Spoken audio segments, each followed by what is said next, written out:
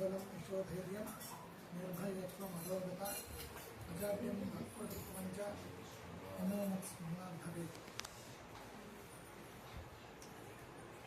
पूज्याय राघवेन्द्राय सत्यधर्मरताय च भजतां कल्पवृक्षाय नमतां कामधेनवे।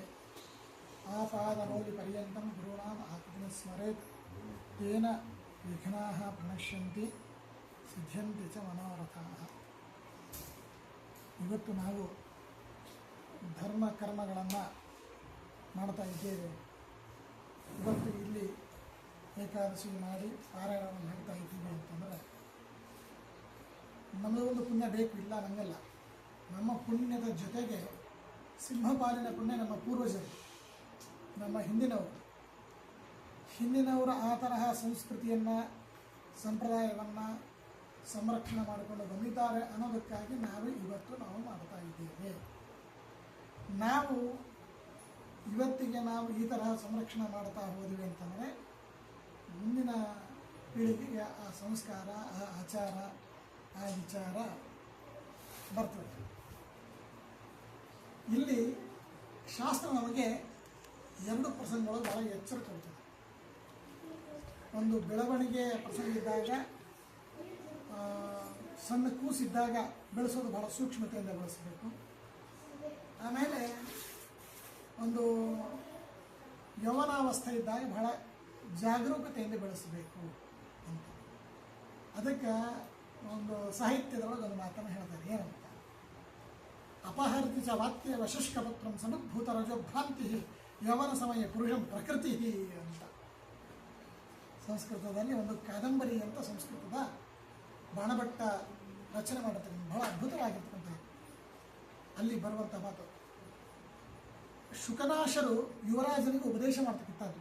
ಶುಕನಾಶರು ಗುರುಗಳು, ಒಂದು ರೀತಿಯಿಂದ ಮಂತ್ರಿಗಳು ಅನ್ಬೋದು, ಗುರುಗಳು ಅಂತ ಅನ್ಬೋದು. ಅವರು ನಾಳೆ ನಾಡ್ದ ಆ ಯುವರಾಜನ ಪಟ್ಟದ ಒಂದು ಸ್ಥಾನ ಬರುವಂಥದ್ದಿದೆ.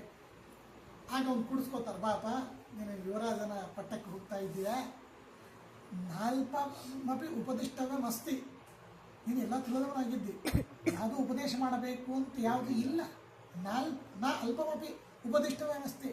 ಆದರೂ ಕೂಡ ವಿದಿತ ವೇದಿತವ್ಯಸ್ಯ ಅಂದ್ರೆ ತಿಳಿಬೇಕಾಗಿರ್ತಕ್ಕಂಥ ವಿಷಯದಲ್ಲಿ ಎಲ್ಲವನ್ನೂ ತಿಳಿದವನಾಗಿದ್ದರೂ ನಿನಗೆ ಯಾವುದು ಹೇಳಬೇಕಂತ ಪ್ರಸಂಗ ಇಲ್ಲದೇ ಇದ್ದರೂ ಕೂಡ ಆದರೆ ನಿನಗೆ ಹೇಳ್ತೀನಿ ಅಂತ ಅದು ದೊಡ್ಡದು. ಇದಕ್ಕೇನು ಕರೀತಾರೆ? ಸುಖನಾಶೋಪದೇಶ ಅಂತಲೇ ಕರೀತಾರೆ. ಬಹಳ ದೊಡ್ಡದಿದೆ. ಸುಮ್ಮನೆ ಒಂದು ಮಾತನ್ನು ನಾನು ಹೇಳ್ತಾ ಇದ್ದೇನೆ. ಅದಕ್ಕೊಂದು ದೃಷ್ಟಾಂತ ಕೊಡ್ತಾರೆ, ಭಾಳ ಚೆನ್ನಾಗಿ ದೃಷ್ಟಾಂತ ಕೊಡ್ತಾರೆ. ಏನು ದೃಷ್ಟಾಂತ ಕೊಡ್ತಾರೆ ಅಂತ ಕೇಳಿದ್ರೆ, ಒಂದು ಗಿಡದ ಎಲೆಯ ದೃಷ್ಟಾಂತ ಕೊಡ್ತಾರೆ.